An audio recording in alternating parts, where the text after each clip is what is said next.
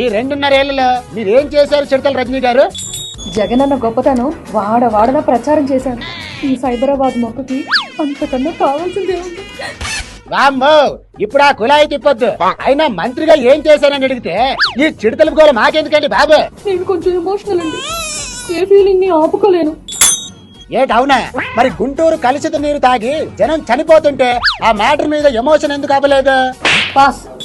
నేను ఒప్పుకోను. ఇదేం క్విజ్ ప్రోగ్రామ్ కాదు పాస్ చెప్పడానికి. లైవ్ నడుస్తుంది, జనాలు చూస్తున్నారు. మీరు చెప్పాల్సిందే మొక్కగారు.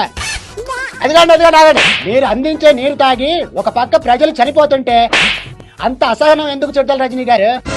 సమాధానం చెప్పకుండా తప్పించుకుని వెళ్లిపోవాల్సిన కర్మ మీకేం పట్టింది? Okay Jagan, no comment.